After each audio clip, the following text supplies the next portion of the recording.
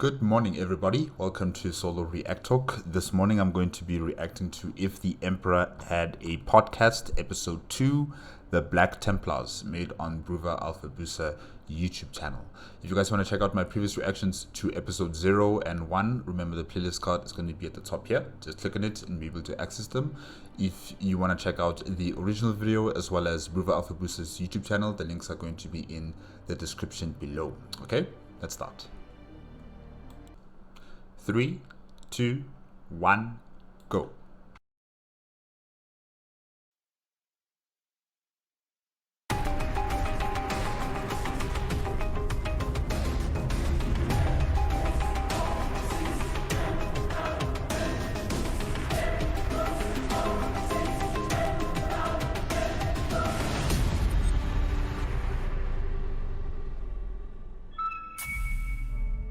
Attention, denizens of the Imperial Palace and beyond. This Voxcast publique is designated Alpha Prioris. Continue your operations, but listen well to this very important announcement. Thought for the day. Even the fact that we have to come up with thoughts for you like this shows just how inept and mindless you sheeple are. Start thinking for yourselves, why don't you? You have a brain. Make your thoughts, you Vox brain parasites. No. That's heresy. The moment we start thinking for ourselves and we start questioning or challenging the authority of the Imperium of Man, we would be considered as heretics. So, no. But don't think too much, because they'll end you up in heresy jail. Attention class. It is I, Professor Emperor. I am here today to talk to you about hatred. Everyone experiences hatred at some point in their life, whether they embrace it or actively try to avoid it. In fact, the 41st millennium is a perfect breeding ground for hatred. In this age, the Imperium is like a giant cesspool of deranged dolphins ripping out one another's blowholes with their razor-fitted willies. Dolphins? And how can one expect anything less? These dolphins know nothing but hate. They see each other as repulsive dolphinations that deserve murder, and only murder. A sea dolphin looks to a river dolphin and goes, "No, stop, you look like a vacuum-extracted pterodactyl fish, stop existing right now," and then proceeds to kill him in cold blood. Is that what happens in the real world?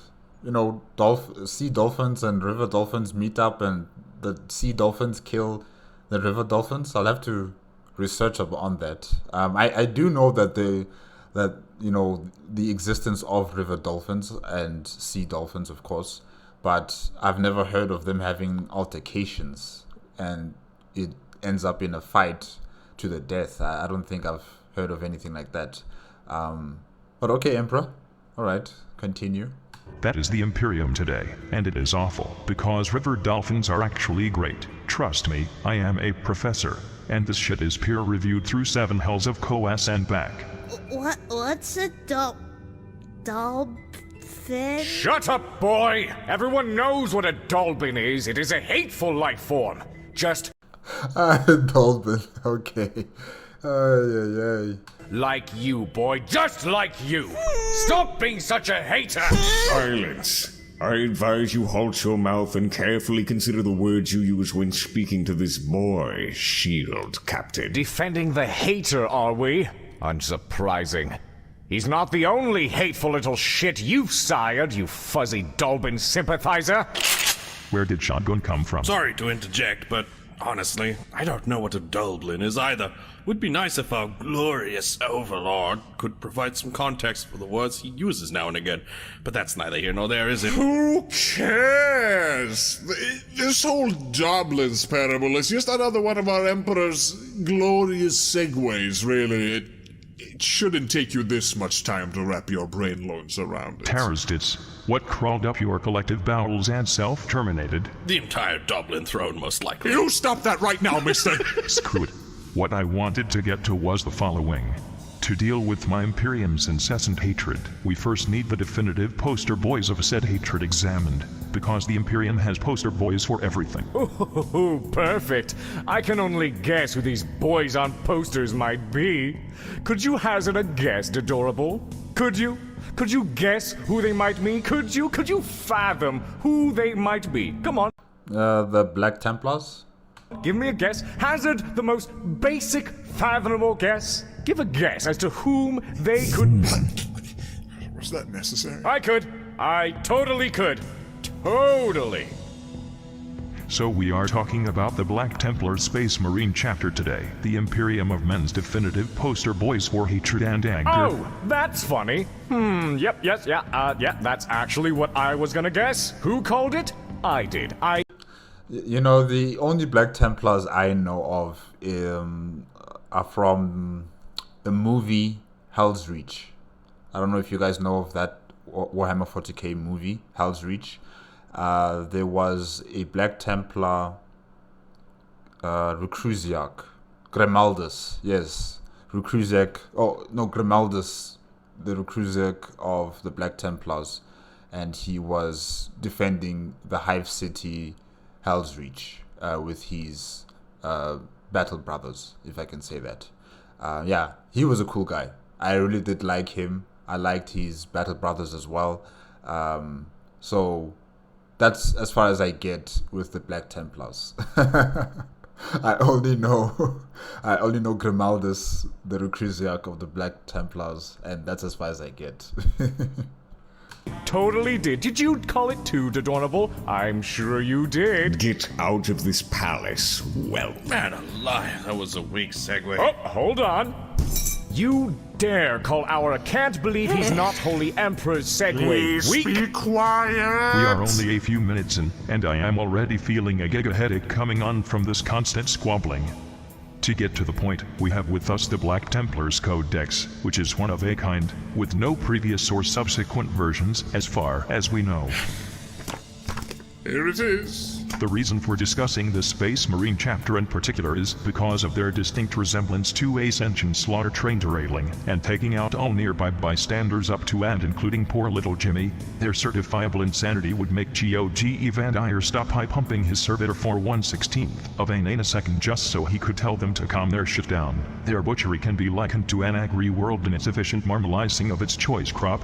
I would love to say this is a good thing, but their traitor to innocent marmalizing ratio is about as cute as the nutritional value of a civilian relief ration. Not even. Wow.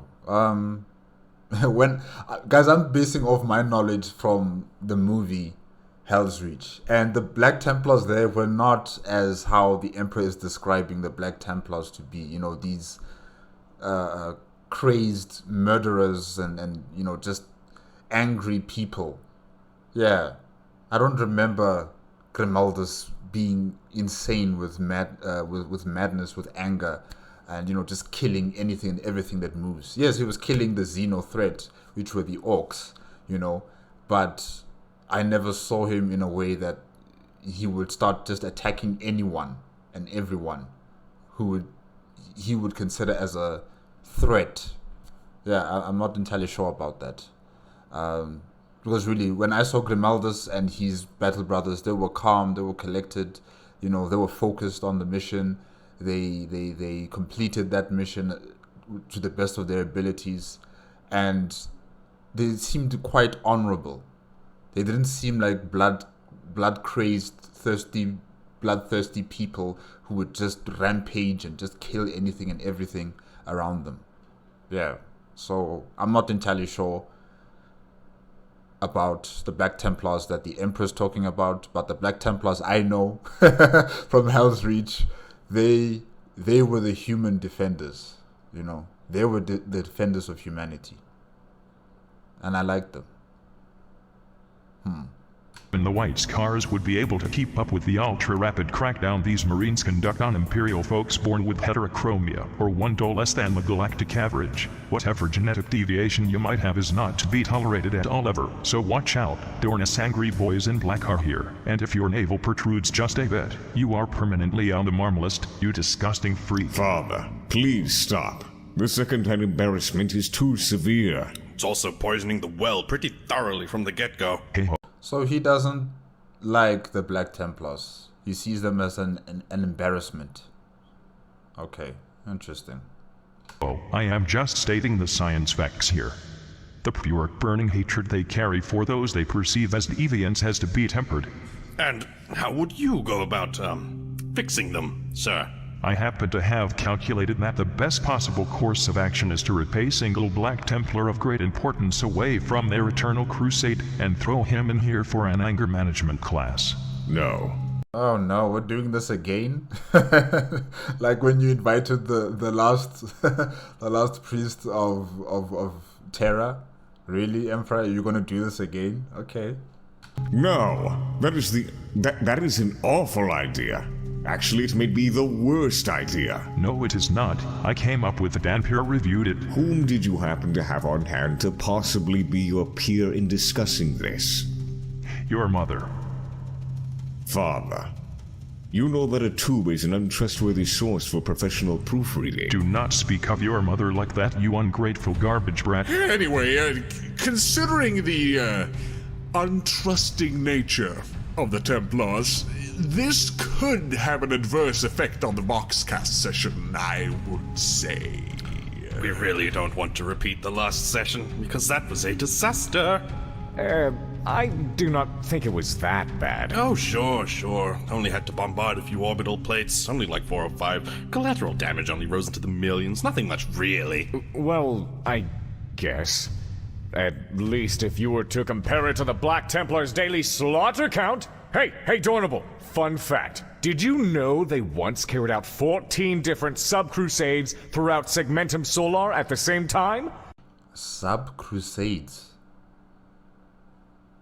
Wow, okay. The kill count was crazy. Shut your mouth. Who cares about casualties? It's not like the defense platforms were destroyed. Also, do you realize how insane Terra birth rates are? No matter how big the loss of life was, we'll be up to our previous number in a matter of hours. Sure. It doesn't make it right, you know. It still doesn't make it right. The fact that so many people died like that. No.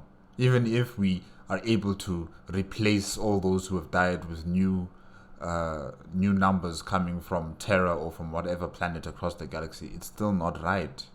The fact that so many human beings are dying. Oh, sure. They were expendable, of course, as all humans are unless they're dressed up in copious amounts of gold. All right, when did you all become such passive-aggressive jerks? Ironic. Who are you referring to, though? Me? Champ? Or perhaps our Emperor? No, the two of you. Our glorious overlord did not send the bombardment order, you did. You didn't even consider just telling them to stop having opinions. You are the Doblins. I find orbital bombardment to be the most effective way of stopping dumb opinions, personally. That's something me and the Black Templars could agree on, I'm sure. No, the Templars prefer murdering the innocent in close quarters combat. If you're going to be committing acts of mass homicide, you can at least have the common decency to whip out your halberds. Stop bickering, you tops of baby oil. I, Professor Emperor, having an impressive service record with public relations, can attest to the fact that inviting a Black Templar is a good idea. Do me a favor, and while you're up in tit buckets... Father, please, could you not summon a representative from another chapter? Most chapters in the galaxy use the concept of hatred as the core of their philosophies. You have plenty of options, and there are most certainly more hateful chapters out there. That is why I sent out a quick scientific survey to all Space Marine chapters I could come across asking which chapter they thought embodied the concept of pure hatred the best. The Black Templars came out on top with 50% of the votes. Yeah, Rogel, you have no leg to stand on. The Emperor is going to summon a Black Templar, Astartes here. He's going to do it. And he's a tyrant. He doesn't need to listen to you. He doesn't need to take your advice. He doesn't need to, bring your ideas into his confidence. No, he doesn't need to do that. He believes he's right. And because he believes he's right, he's going to do it, whether you like it or not. Who came in second place? Are you familiar with the Marine's Malevolent chapter? Sort of. No. Studies show that gene seed at times deviate from its standard template designs, resulting in abnormalities such as defective organs, bodily protrusions, or changes in skin color. Alright.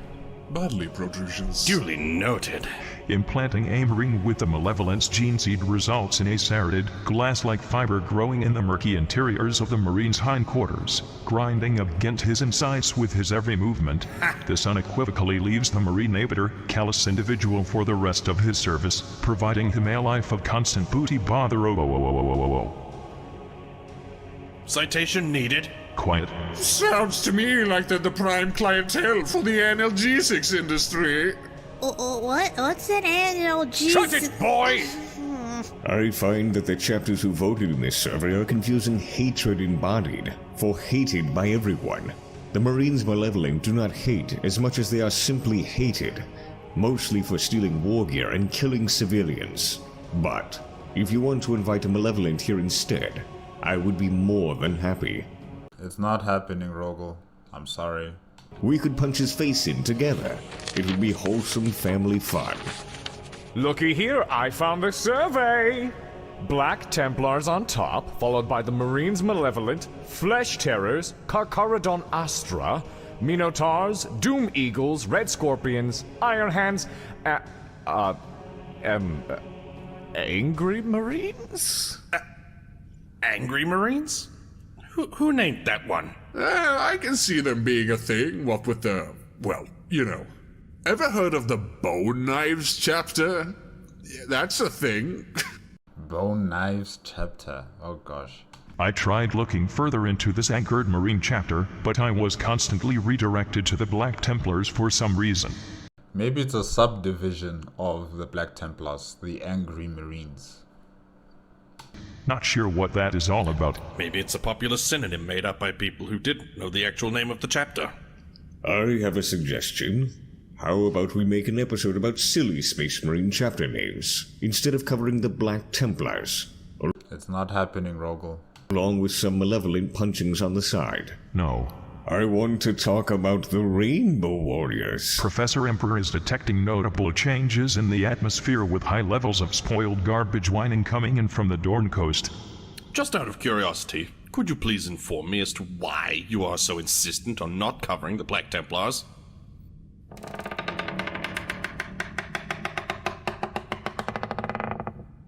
I am not close to prepared for a meeting with my wayward sons. This is too much to ask of me at this time. Please don't force him to do what he doesn't want to do. Oh, please. Remember when you forced me to discuss the meeting I had with the last priest on Terra in front of my entire Imperium, without having prepared in the least, not to mention that I had also actively suffered over 10,000 years of mental degradation. Do tell me you remember this. Yes. Good, then we are even Stevens, so fuck you. I shall now summon the chapter master of the Black Templars. Father, it is a known fact that grit pressure is not measured in mass per square area. It is measured in force per square area. What? Okay, Rogel, where are you taking us with this information? I have no idea what that has to do with anything at all ever. I am telling you that you were wrong in your assessment concerning pressure in the last Voxcast. I did not want to say anything at the time, but I feel it fitting to bring it up now. If you remember, you made a rudimentary mathematical mistake when you spoke of Angron's inability to read books. It was quite silly. But, while I cannot fault you for making but a single error, this was only one of many. You proved without a doubt that you are fully capable of being in the wrong. Even while debating the cultist priest, you were barely making sound arguments. A shock to someone such as me, who has seen you convince entire armies to surrender arms only using haikus. Stop speaking such He was just using his psychic powers to, convince them to see it his way of thinking. Yeah, he was using his psychic powers. You uncultured piglet. I used Senryu, not haikus. Speech does not rot, but your mind seems to have.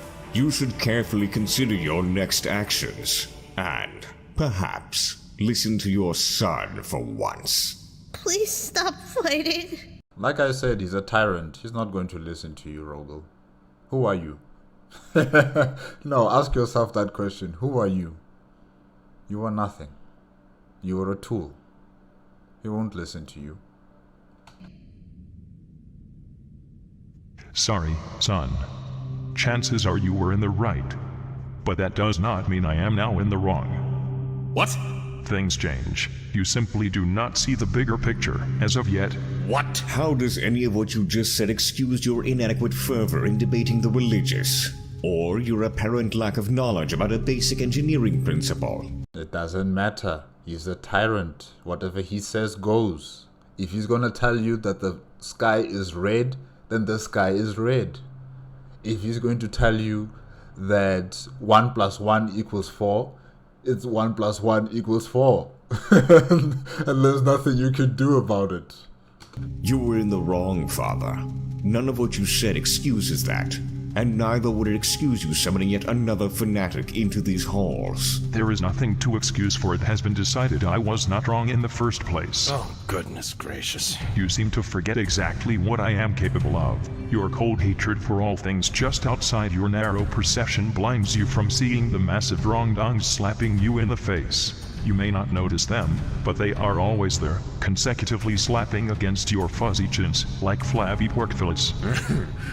You make it sound like you will alter the very workings of the galaxy itself just to be in the right. Why would I need to know the science when the science itself is but an extension of my will? Ooh. As ridiculous as can be expected. So, does that mean pressure is measured in mass per square area now just because? Pressure is measured in amount of hatred you have for life and the universe per square area.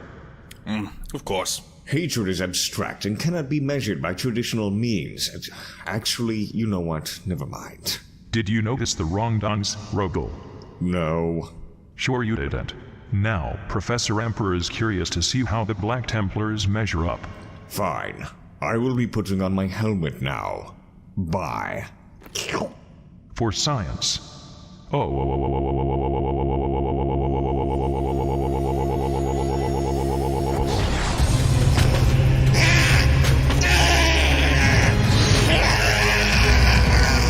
Black Templar.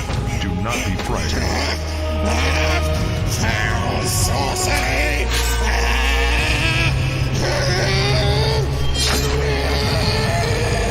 Alright, scratch button.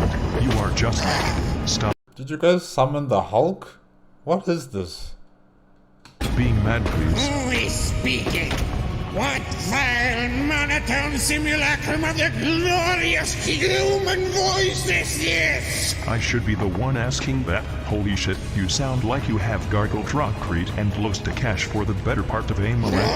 Who are you, skeleton? So nice. Please try to keep your sword under control. This whole guess thing never works out, does it? I know what you are.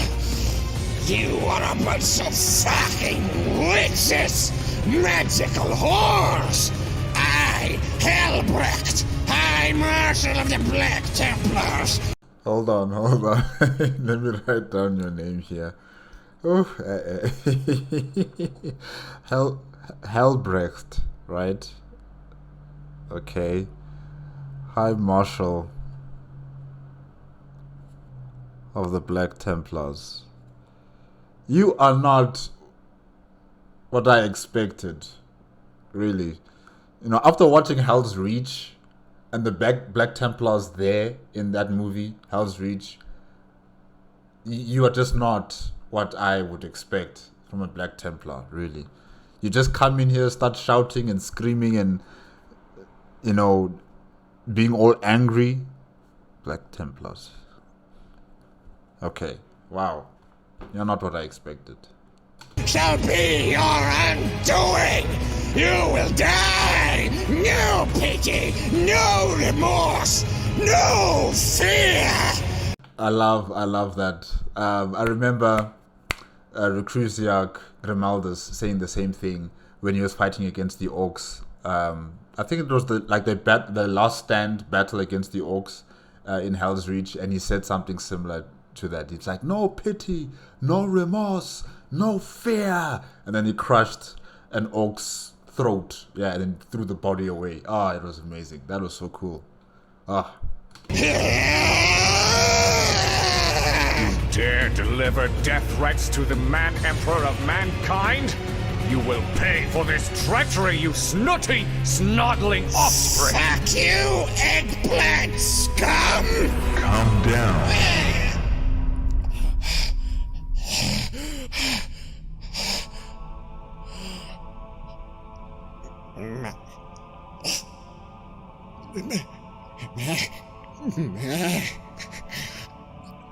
My emperor.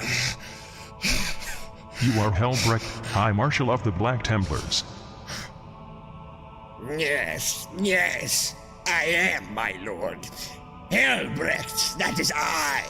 My child, I brought you here so you could aid me with something.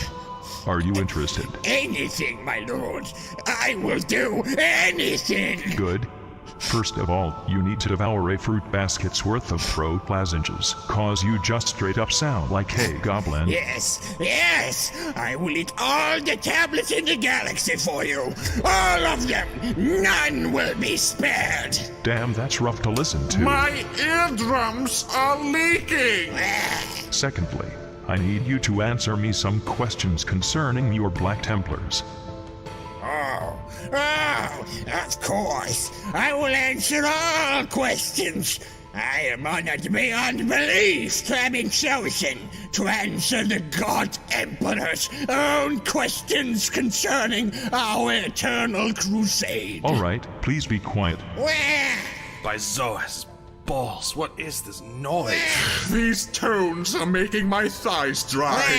I have never been more horrified. First, get this man some herbal tea and a couch to lay on. Serfs, you heard him! This is the worst thing I have ever experienced. I want to punch every single Sigismund I can come across. My feet are quivering with rage, and this helmet smells of sulfur. Why is Adorable calling the Black Templar Sigismund? Is it because they hail from Sigismund? All of the Black Templars, they all follow Sigismund's way of, I don't know, being in Astartes? Yeah. Oh, okay. Am I to lie on this leather-wrapped pedestal? It's called a couch here on Terra. I see.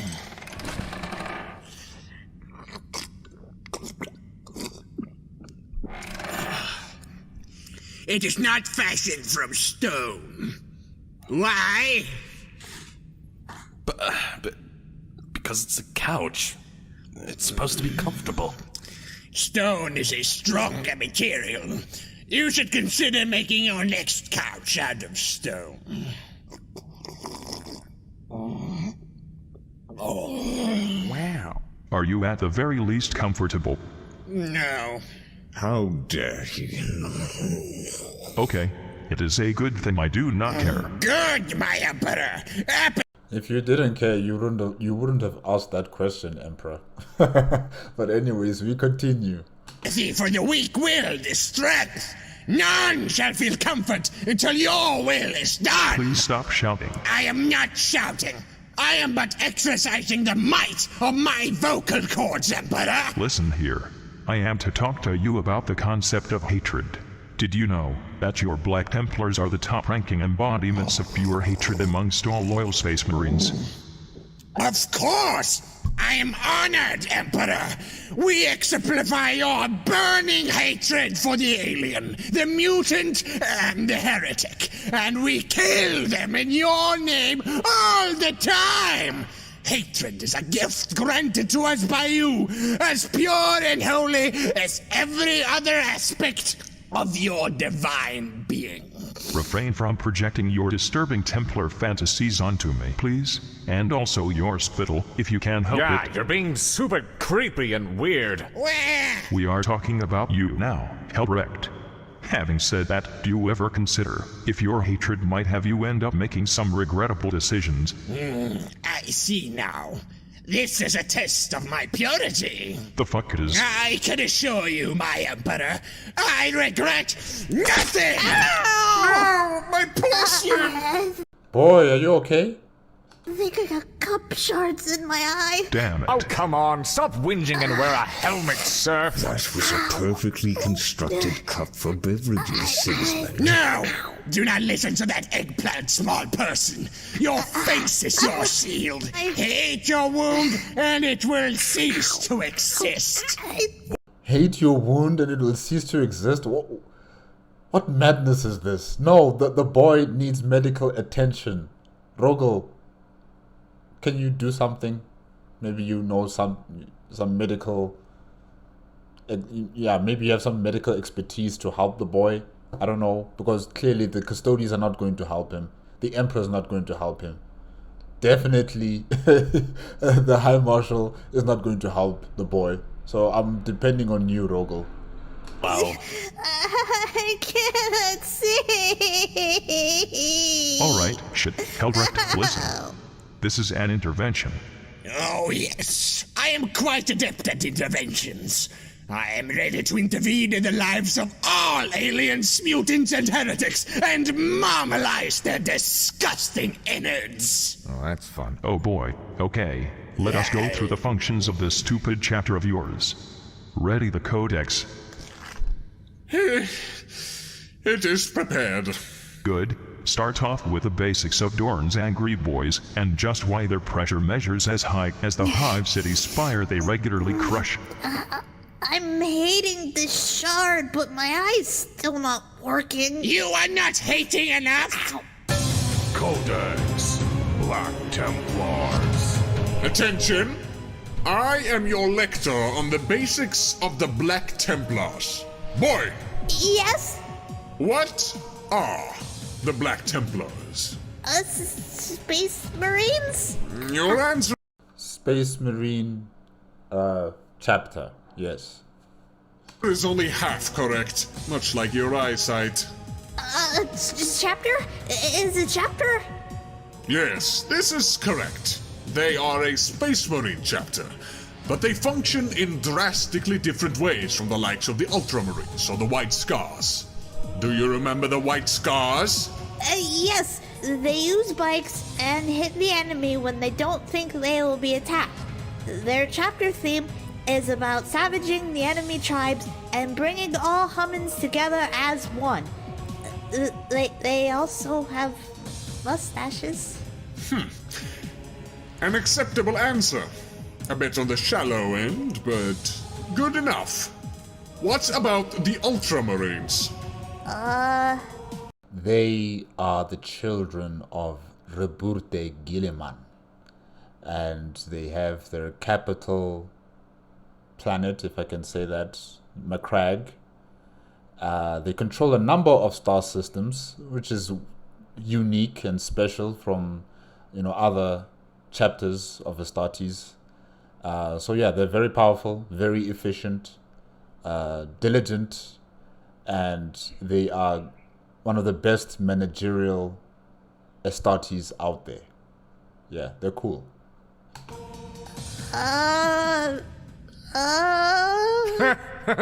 Hey, look at boy. He doesn't know who the Ultramarines are. Point at him and laugh. Hear me, boy, for I will only say this once. I listen. The Ultramarines are a Space Marine chapter derived from the gene seed of the Primarch Reburte Gilliman. They pride themselves immensely on their fanatical loyalty to the Space Marine chapter doctrine, that is the Codex Astartes, which their Primarch bend. Their tactics are very conventional and orthodox, but their Marines can be expected to fill any form of battle role for any kind of war, while also excelling at most of them to boot. So, I love it. Every time when they speak about the Ultramarines or a Ultramarine character comes on, they play that music. Yeah, I love it. what's the punchline? There is none. I am genuinely sick of shitting on the Ultramarines. You have set upon the Ultramarines? Oh, that would have been a sight! How do you even defecate, my Emperor? I hope that it was not too hard nor too soft. Fucking damn it, Helbrecht, please be quiet in class. So yes, boy, looking at these 2 chapters and the information provided thus far, tell me about the Black Templars. I think they are a Space Marine chapter, dedicated far more than most to the utter annihilation of all Xenos, like the Orcs, all traitors, like the creepy Koaz priest, and all mutants, like my friend Billy. They are incredibly destructive in battles and prefer to fight with close combat weapons, so they can personally make certain the filthy Xeno heretic mutant is slaughtered. They're also probably not loyal to the Codex Astartes, sort of like the White Scars, but more. I extrapolates this from the fact that they are Dadorable's sons, and I know Dadorable doesn't like the Codex Astartes very much, and what with their aggressive and obsessive nature, I'm sure they are actively rebelling the usage of the Codex in its entirety. Well done, boy. I think you got it 100% correct there.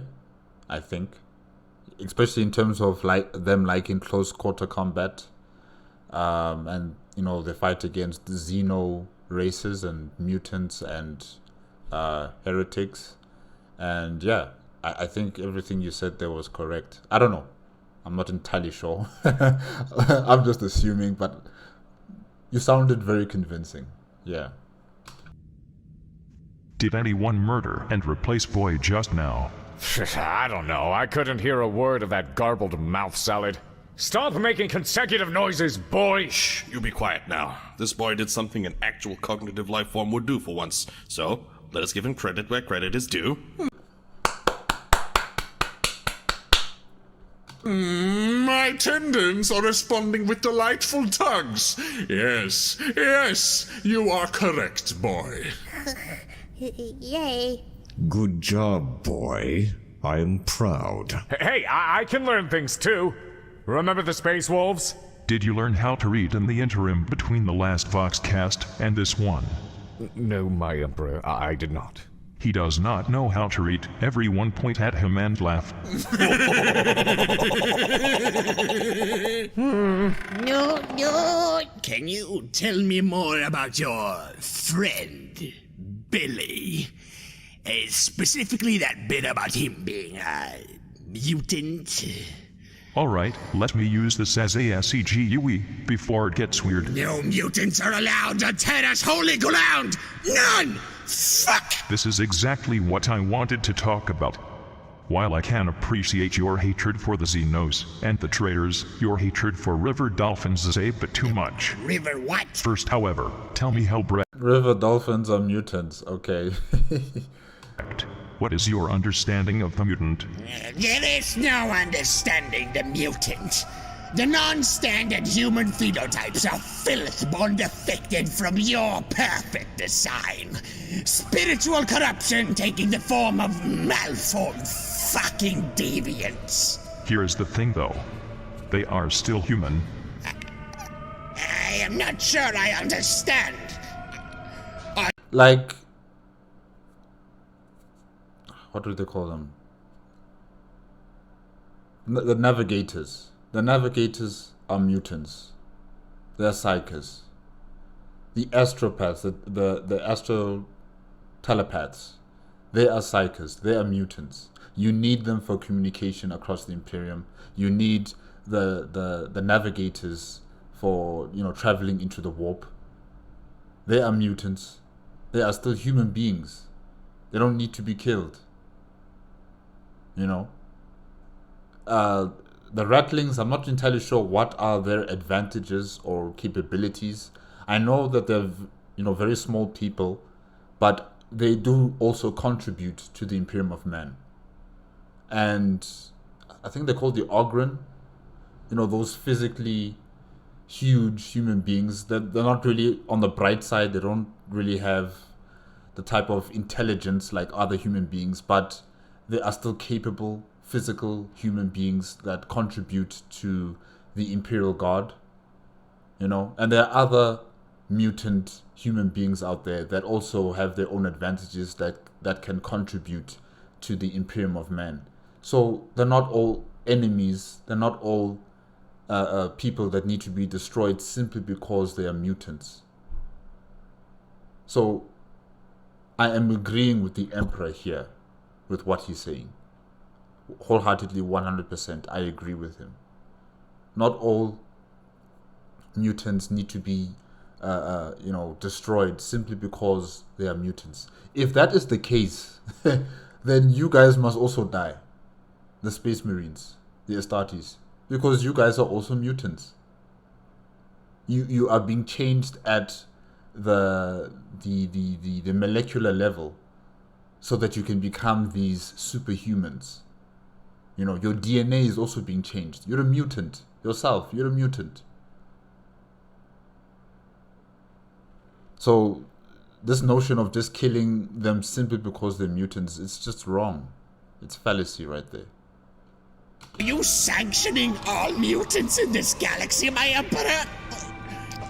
Why? Well, I am saying... Why? I am saying that... Are you saying we have been wrong in slaying these alien crossbreeds, these many-limbed monstrosities, these telekinetic madmen, these beings with the countenance of actual literal sharks? Are you saying this, my Emperor? I'm saying that perhaps you... Why?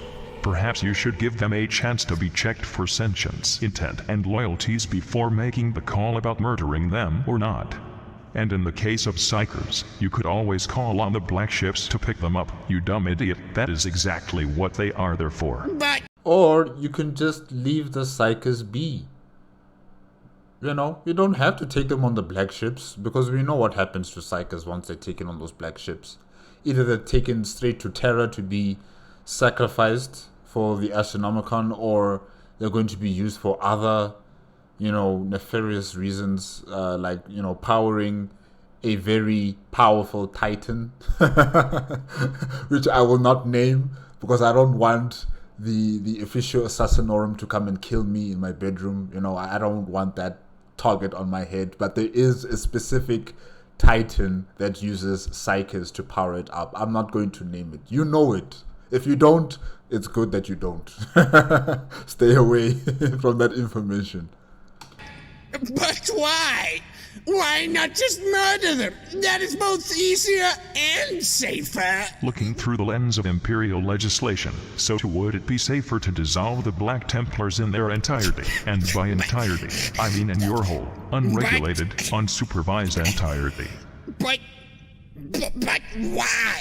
Why, my Emperor? Fucking why? Because you are a literal legion of self-righteous, religious lunatics that regularly murders my people. And do not try to grok shit me by trying to justify your massacres of the innocent. Because then you are doing nothing but proving my point further. Must not point out hypocrisy. No, point it out. Point out the hypocrisy. Because the Emperor. Oh my gosh. You were doing the same thing during the Great Crusade. You were doing the same things during the unification of Terra. So, they learn from the best. You are the best, Emperor. They are mutants! They rebel against humanity! Anyone who takes action and rebels against humanity, you are allowed to put down. But not all river dolphins rebel. What? Dolphins? What? Not all mutants rebel. But they do! They rebel against your perfect form with their unnatural powers and fuck ugly faces! In that same vein, you are rebelling against me for being bald and having a stupid perma-frown. But I can fix this! I can get hair transplants! I will get hair transplants, my Emperor! I am no rebel! What surprises me about what you've just said is that you never give the mutants a chance, to have operations to remove their mutant gene or to, cut off whatever extra limbs they might have so that they can look more human or to your standard of how a human should look like. You never give them a chance. However, now you tell the Emperor, no, I can get an operation to get hair. I can get an operation to do this or to do that to my face so that I look more presentable for you, Emperor. But you never give the mutants that same opportunity. You kill them on the spot. Hey. I can also get plastic surgery, please, my Emperor. I am no rebel. I will be beautiful for you. I think you just fell in your own dumb eugenics trap. Just because you can get hair transplants does not mean you can grow actual hair. This effectively means you are deviating from my being, this perfect form you keep screaming about. I had hair as flowing and beautiful as a pooling waterfall in a lush oasis, yet your head is as barren as fucking Dorn. No! No! My head is heresy! Loathe the hairless head, for it is impure! You can kill yourself now. You can kill yourself. Goodness. Alright, before you fucking scalp yourself, listen. I do not mean I want you to commit catalucide in my name, you deranged cube ball. In fact, I do not want you, nor your Templars, to slam down your gigantic fucking pressure levels on any more humans, no matter how wretched they may look. Unless, of course, they are actual for real no-holds-barred peer-reviewed and certified traitors of humanity. But my Emperor, they cause unrest and rebellion wherever they go. If we were to spare them, war would break loose. Okay, how about this? Let us start with some baby steps. Just like how you can get hair transplants to fill that blank space on your round glossy head, you can simply call on the black ships in the case of the psychers. And as for the rest, you can just cover up their fuck ugly faces with blankets or masks, or full body suits, or whatever else. Really, I do not care all too much what you do as long as you do not straight up murder them in cold blood. It is a waste of resources, time, and fluids. Save your hate for an orc, they are just as ugly as any given mutant. And seeing how many Marines you have in the Black Templars, I would say you are expending a few too many bolts on fish faces and ratlings. Wait, how many Space Marines do they have in the Black Templars? Huh? Wait, do they not follow the Codex Astartes of having at least 1,000 in a chapter? Okay. Stand, Emperor. The odious mutant numbers will be thinned by us no more. We are making great progress, Helrect. Can you not feel your inner hatred evaporate and rise like steam off your stoveplate of a head? No, my Emperor, I remain absolutely fucking livid. Do not worry, it is merely your slow idiot brain that has yet to catch up with the fact that you are a changed man. Your hatred will dissipate, much like your legion, if the High Lords or the Inquisition found out about the actual number of Marines under your command. Those fools have no power over us! What great deed have they performed that can match ours? We have continued your great crusade in your absence, having gone through the galaxy for 10,000 years without pause. We have no time for their mindless bureaucracy and petty squabbles. What we do with our crusade is none of their business. I don't like that. They sound like a loose cannon just rampaging across the galaxy, performing their crusades or their sub-crusades without any, oversight from the government on what they're doing.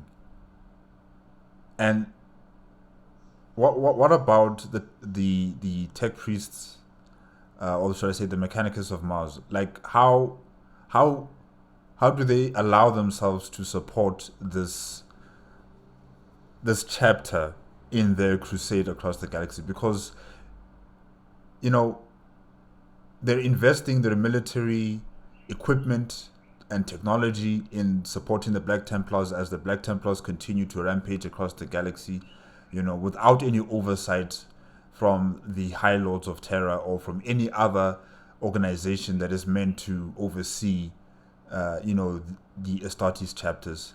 And Isn't that dangerous? Just to allow them to do as they please. And now we've also heard that there might be more than 1,000 Space Marines within this chapter. Isn't that dangerous? What if something happens? What if this chapter turns rogue or turns to chaos? Then we have a huge problem on our hands. A very big, powerful trouble on our hands. So yeah, the fact that the High Marshal is saying that it's none of their business, they should not be interfering with our business and our crusade. They are not worthy of being inducted or included in the information around our chapter. That's very dangerous. That's very, very dangerous. I have to say that is rather impressive. While I hesitate to call it anything other than a crazy train going on a murder tour throughout the galaxy, your chapter is more loyal to my original edicts concerning the Space Marine Legions than any other chapter. Hey boy. Yes, my lord? Do you know how many Space Marines there are in a CODEX compliant Space Marine chapter? It's 1,000, right? Correct. Now, guess how many the Black Templars have?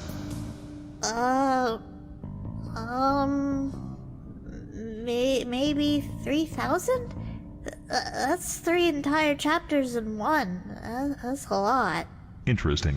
What does the Black Templar Codex say about this? Well, it is rather vague, as it is only an estimate, but it says between 5,000 and 6,000 Marines are in the Black Templars. 5,000 or 6,000 of these guys. And they're focusing their energy on fighting against mutants, when they should be fighting against the Xeno threat, like the orcs, of course. But now I'm thinking about the Tau. There's 6,000 of you guys. 6,000. With that number, you guys could crush the Tau very easily, quickly, simply, without any further issues. Because that's a lot. That's a lot of Astartes concentrated in one chapter. Seriously. What are you guys doing?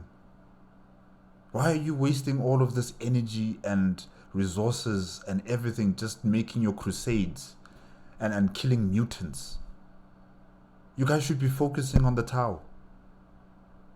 Because I think one day they are going to be a very serious threat to the Imperium of Man. If we don't deal with these people right now, if we don't nip this issue in the bud right now, it's going to become a threat. That's a lot of Astartes in this one chapter. Now, you guys need to deal with the Tau.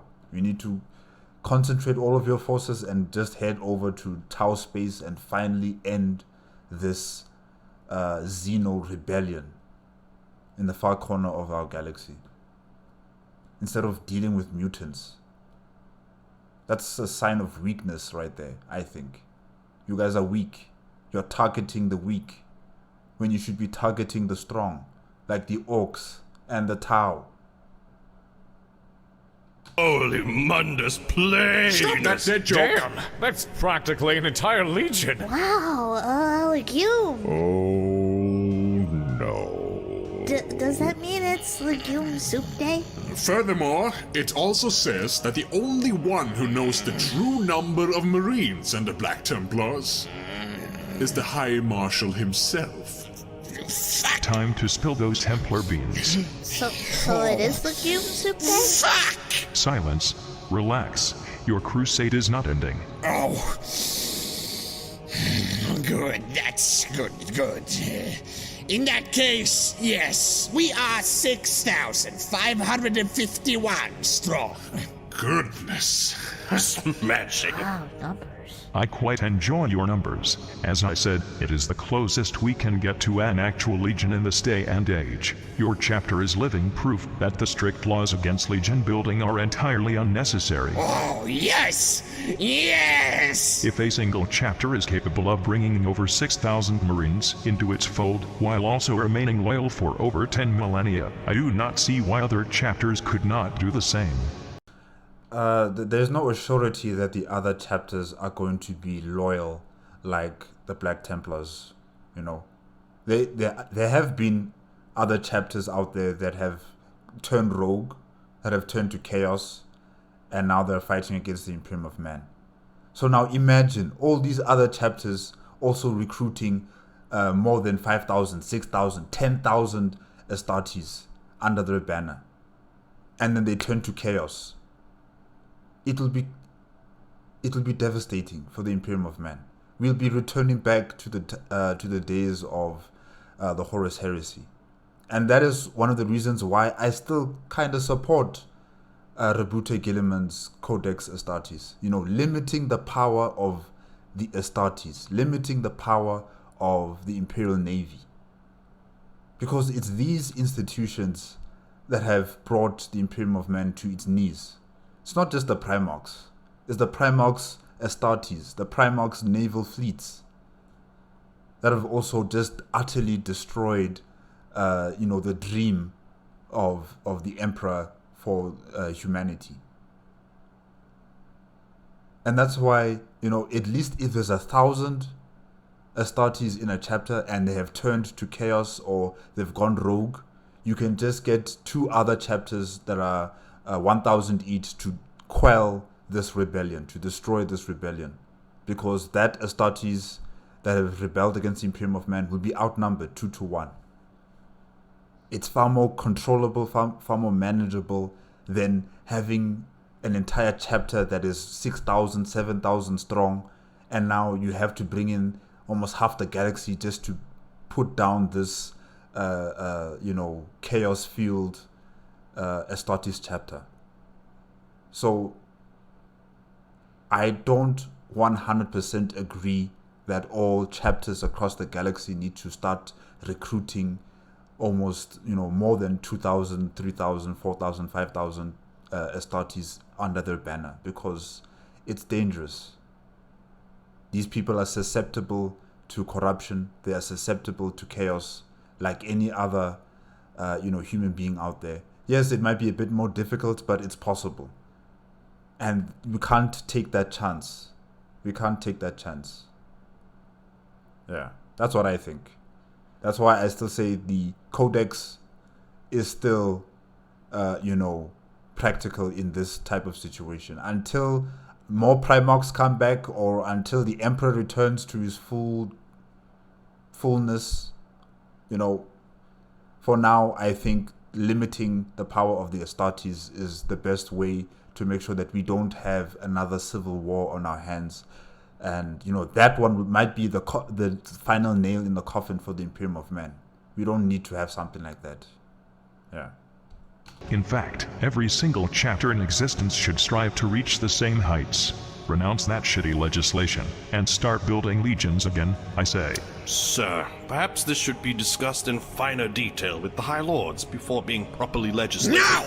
You heard our Emperor! Fuck the rules! They are dead! Hear me, my Astartes brothers! Join us on our eternal crusade in the name of our Emperor! Purge this galaxy of all Xenos, heretics, and fuck! Hold your throat, gross hellbreak. We have more to discuss before I let you loose upon the galaxy once more. Codex Trooper, proceed. Oh, yes. As established, the Black Templars do not adhere to the Codex Astartes, but instead follow the Oath of Sigismund. They are a fleet-based chapter, of course, with no official home planet whatsoever. You cannot crusade with a planet. Believe me, we have tried this! Right, yes. So, the closest thing they have to a fortress monastery is the High Marshal's own Gloriana-class battleship called... The Eternal Crusader is not a fortress monastery! Only weak, feeble conformists submit to the will of a book. The Eternal Crusader is the sacred spiritual home of we Templars, having been our esteemed father Rogel Dorn's favorite space boat during the early days of the Great Crusade. So Rogel Dorn had the battle station, the Phalanx, right? And he also had a flag vessel, the Eternal Crusader. Huh, okay. Interesting. The greatest of its kind. Phalanx. Yes, it's great. Incredibly great. Not a fortress monastery, of course. It's just your spiritual home and the base of operation. And, of course, a great boat. I'm certain its musky engineeriums vibrate your pancreas just right. Anyway... I do not have pancreas. A filthy orc took them in glorious battle. I made him choke on them. You be quiet for just a moment, Sir Knight. Silence is for the grave. You're standing in a palisades grave right now, so shut up. Thank you. So, the Black Templars are almost entirely fleet-based, and they are rarely assembled in their entirety. They are instead divided into a number of smaller crusades, going off on their own. That's what I mentioned earlier. Remember that, Adorable? Remember when I mentioned that? Because I did. I did mention that. Yeah, the sub-crusades. If the Templars' crusade is actually just many crusades going on at the same time, is it really a crusade? Of course it is. It might be less confusing if you called the smaller crusades sub-crusades, like Sir Eggplant smartly did earlier.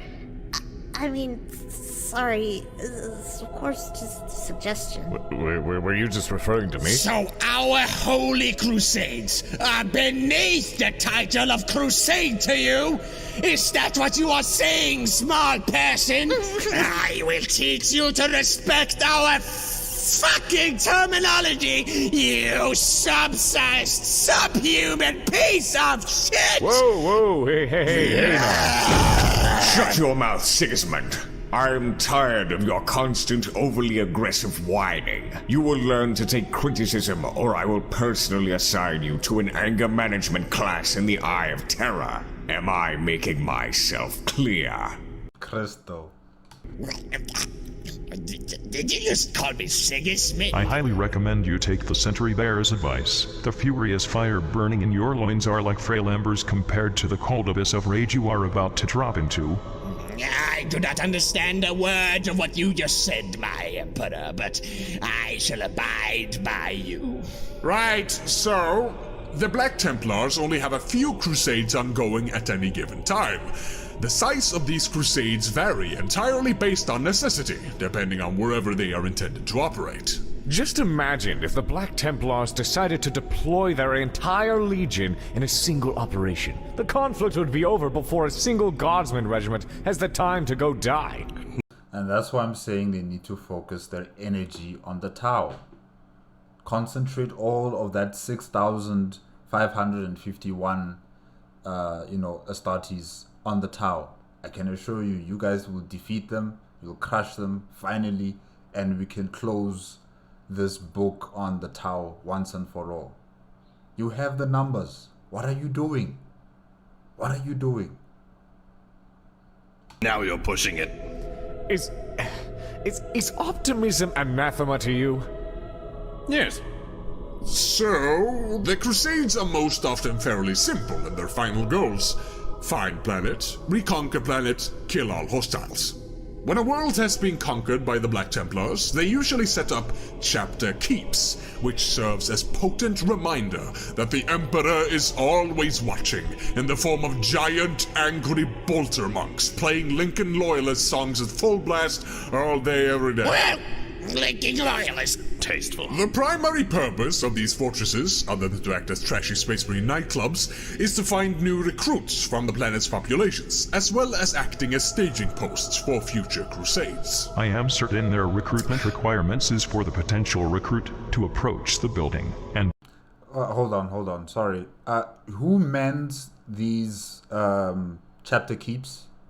Is it Astartes that man the chapter keeps, or are they just, people who belong in the Black Templars who are not Astartes, but they work for the Black Templars and they are the ones who man the chapter keeps? I'm just wondering about that, because if it is the Astartes that are manning these chapter keeps, how many Astartes are in one chapter keep, and how many chapter keeps are there in the galaxy? Because if there's a lot of these chapter keeps, then I don't think this 6,551 Astartes is an accurate number of how many Black Templars are in operation across the galaxy. So how many, or should I say, who mans the chapter keeps? If it's a Space Marine, how many Space Marines manage a chapter keep? And how many chapter keeps are they across the galaxy? Yeah. Make a personal noise complaint. I mean, yeah. If you're courageous enough to do that, knowing what ill fate awaits you, you deserve to become a Space Marine. You speak of our sacred recruitment trials like they are some kind of joke. Stop. Yes, they are a bit crazier when it comes to choosing the cream of the crop, as they say. Each and every single Black Templar is a champion and a hero of hundreds of campaigns, allegedly, and even before that transition from small boy to strong superhuman, it is made certain that only the recruits with true potential are picked out. Many are harvested from fierce warrior cultures on the deadliest of death worlds, just to make sure they are a stocky bunch even before the increased muscle growth is administered. Considering these chapter keeps are their primary, if not sole, recruitment drives, it sounds strange to the point of contradictory that a majority of recruits are from fierce warrior cultures on death worlds. I mean, how often do death worlds need reclaiming when compared to, say, hive worlds, or forge worlds, or even agri worlds? I would have thought the Black Templars had their keeps erected on such planets rather than death worlds and the like, considering the fact that populated planets are more at risk of being attacked and pillaged by Xenos invaders. You are naive, Sir Nude Man. Rude. Our chapter keeps are most often built upon worlds that have not yet been conquered by the Imperium. Just like our Emperor had in the early days of the Great Crusade, we continue to reunify the Imperium with mankind's lost tribes across the stars. So, you often deal with humans, not yet enlightened by our glorious overlord, then? We spread his light wherever we go. And pray tell, what do you do with these tribes upon finding them? We rip out whatever primitive religion established in the years of solitude by its roots, and replace it with the sacred edicts of our God Emperor. Anyone who looks the least bit suspicious is to be summarily purged like the fucking heretic that they are. Naturally. As is the case with your name, iconography, titles, and organization, we are going to have to work on your stupid, archaic terminology, but that will be for another time. Continue. Right, so when a recruit has been, recruited, they are subjected to the most punishing selection regimes imaginable to make sure they are worthy of joining the Eternal Crusade. The Templar chaplains ensure that the recruits are strong of spirit, and the chapter apothecaries check them down to the cellular level as to make entirely certain that they are free of the taint of mutation, as well as strong enough to live through the training they will be subjected to. Sorry, I just had to answer a call there. What was I thinking about? Yes, the apothecary for the chapter keeps. How many apothecaries are there then? If recruits are being taken to the chapter keeps to be, transformed into Astartes, how many apothecaries are there in these chapter keeps? And how many chapter keeps are there in the galaxy? Because now, really, this is more than 6,551. Yeah, something here is not. The numbers are not numbering, if I can say that. The numbers are not making sense to me. In fact, I need like an accurate number of how many chapter keeps are there in the galaxy so that we can have a far more clearer picture. But right now, things are ballooning to, epic proportions in terms of how many Astartes belong to the Black Templars. It's not 6,551. Yeah. It's insane. I'll never be a space marine. Boy, never say never. Do not give up on your dreams. I miss my eye. Do you regularly check people down to the cellular level as to make sure they are not mutants? Yes! That is just fucking pedantic. You sound more like a bunch of insane house despots beset with germophobia. Man, you do, Space Marines. Stop that immediately, please. But... Wait, sorry, my lords. I got a question. What thoughts move into your tiny mind, boy? Well, Adorable told me stuff about the Codex Astartes book before, and can you please tell me again what the thing was about the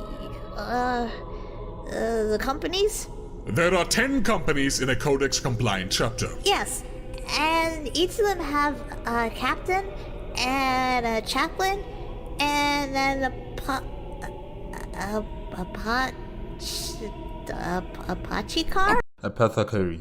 Apothecary, yes. Get to the point, please. Right, so each company only has 2 of those last ones, but the Templars have like 1,000,000 or something? What? Yes, like I was asking about these chapter keeps, because that's where people are being recruited into the Black Templars. They're given the training, and then they're given the implants for them to become Astartes. And those who are putting these implants in them, are they not apothecaries? So how many apothecaries are there in each and every single chapter keep? And now that the boy is also talking about the chaplain and the captain part of a company, it also begs the question, how many of these people are there across the galaxy in all of these chapter keeps? And that's why I'm saying 6,551 doesn't seem to be the correct number. It's not adding up. It's not adding up. Somewhere here we have lost the numbers. We've lost a lot of people. Where are they? They need to be accounted. I don't think the High Marshal really knows how many people are actually under his banner. And that is also another serious problem. What do you mean? We do? I mean, they have 1 Apache guy and 1 chaplain for each chapter keep. And from what I've heard, they build chapter keeps on each planet they take over. And since they've been taking over planets for a lot of years, long time, there must be many planets taken over. I understand what boy is trying to tell us. I also completely understand what he's trying to tell us, because I've been thinking the same thing. This is very concerning. You do? He is saying that there must be a ridiculous amount of apothecaries and chaplains barked out in those Blackstone cabarets. More so than any other chapter, in fact. Why deploy 12 specialist roles per chapter when you can make 1,000? I can appreciate that to certain extents, albeit these Marines might end up as shadows of true Astartes with their respective titles simply plastered on to create an air of authority. Compared to the few dedicated specialists in other chapters, the Black Templar specialists deposited on some tribal rock for the remainder of their service cannot possibly retain their fervor as Space Marines. Do not worry, my Emperor. We never allow our Templars a moment of laxity, even if they are stationary. We make sure that the Black Templar of the Eternal Crusade always has something to fight. Be it Xenos, heretics, local fauna, unruly citizens, planetary tides, or severe anxiety. That's the only thing I ever fight. That and whatever disease inflicts your lungs. And the darkness in my right eye. One I'm not really satisfied with that answer. I think we really need to have some sort of audit on how many Black Templars are there exactly. How many of these chapter keeps exist in the galaxy. I think we need to have an audit. We need the Ministerium to come into the into this situation. We need the government. We need the Imperium of Man to start looking into this, because it has the potential to explode in their faces. If we don't have some way of controlling this chapter, really, I think they're going to become a very serious issue down the line. We just don't have enough information on their numbers of how many there really are out there in the outside in the galaxy, you know.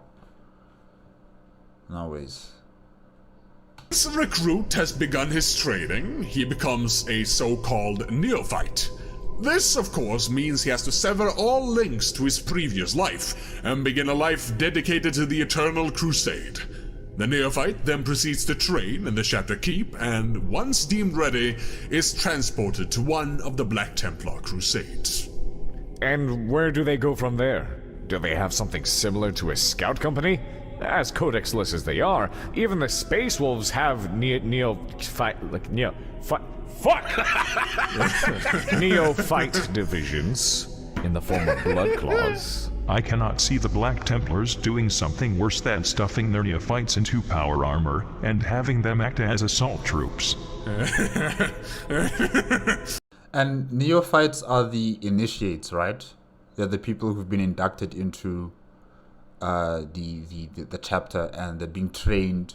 They're being given the organs so that they can become Astartes, and from there they will become like a proper Astarte. Okay. Ooh, ominous laughter. No, sorry, it's just that instead of having a scout company or dedicated neophyte division with teachers specialized in raising new Marines, the Black Templars instead have their neophytes separated one by one and then sent to individual Black Templar battle brothers.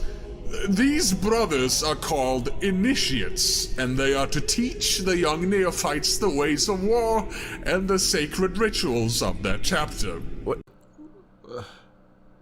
But isn't neophytes initiate? I don't understand. What's the difference between a neophyte and an initiate? Are they not the same thing? Hey! Yeah, no, okay. Wait, an initiate? Like a neophyte is given to another neophyte, or, what? No! Exactly, I'm also confused. Someone please explain to us. Oh, I mean... What do you mean? An initiate is a battle brother. Of course he'd be a battle brother, but he's not a full Marine if he's an initiate, is he? No, He is. An initiate is the term used for regular battle brothers in the Black Templars. Yes. What? Thank you. What? That is dumb. That is dumb. Thank you, my Emperor. I suppose they do not mean initiate as in someone who has been initiated, but rather an initiator. Someone who is initiating the initiates, you know? Nope, still dumb. That is still dumb. That is completely still dumb. Why can't they just call them battle brothers? Yeah, see? Even Boy thinks it's dumb. Even Boy thinks it's dumb. Stop criticizing our holy edicts, unclothed one! No, Professor Emperor is going to allow this. It is valid criticism, and you must take this verbal whipping for allowing such confusing terminology to plague the minds of your initiates. Do you mean the initiates or the initiate battle brothers? Obviously both, you fucking grease bomb. Makes sense, I guess. Just to move on a little bit, so each neophyte is given to a fully fledged battle brother in the chapter, who is then expected to train the neophyte as a pupil, yes? Correct. Each neophyte receives their own personal tuition and training by their initiate. They are taught about the chapter's history, its secrets, and the responsibility that comes with the Templar bloodline. It is quite non-metaphorically a chapter dedicated to homeschooling. I understand quality control is not part of your asinine curriculum. We find our system works much better than what that awful Codex demands. Now neophytes are allowed to fight side by side with our battle brothers and learn from their example. In return, these children learn to obey their masters without question, doing his every bidding, be it performing domestic chores, preparing feasts, or rinsing fluid recovery systems. A solemn oath is sworn by the Templar to train his neophyte, and will do so until the neophyte is ready to become a fully fledged battle brother, or until either of them dies. Did you copy-paste your recruitment program from an old medieval tome? What? You could have just as well gone the full mile and called your neophytes squires, because that is what they are. They are squires to your knights. They are servants of a Templar, looking to become a Templar themselves. It is an ancient system that I cannot believe an organization of Space Marines has unironically picked up on. The shame! Professor Emperor can feel his bones rattle on a molecular level. Make it stop. Excuse me, but aren't squires those silly, thin-limbed walkers that follow Imperial Knights around? My Imperium is so fucking stupid.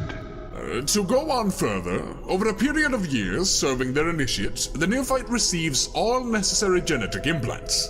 It is the initiate's decision as to when the neophyte has finished his training. Only then is the neophyte given his black carapace and his power armor. Excuse me, Lord, but I have a question. What boggles your brain, boy? What happens if an initiate dies before training is done? Well, according to this, if the neophyte's training is incomplete, another initiate would take him under his wing, but only if the initiate deems the neophyte worthy of his wisdom. Oh fuck no, how? Oh, alright. But then what if, since it's the prerogative of the initiate to decide, I'm going to teach this neophyte, right? What if all the initiates say, no, I don't want to teach this neophyte because of reasons given, you know? What happens to that neophyte then? If that neophyte cannot find an initiate to further teach him on the ways of becoming a Black Templar, what happens to that neophyte? Why isn't it under the decision of a marshal or the high marshal to decide that this neophyte is going to be taught by this initiate? And the initiate cannot say no. The initiate cannot say no. This is an order from the marshal or the captain or the high marshal. You know, why must it be the responsibility of a initiate to decide that I'm going to teach this neophyte? Because now, what happens to a neophyte that does not have an initiate to teach him? Is he just going to be left alone and figure things out himself, or what? Hey, the Black Templars are complicated. The Black Templars are complicated, guys. This is not what I expected. This is not what I expected from the Black Templars. Not from Grimaldus. You know, Grimaldus chapter. You know? When I watched that movie Hell's Reach with the Recrusiarch Grimaldus, I was mesmerized by these people. They were amazing. They were cool.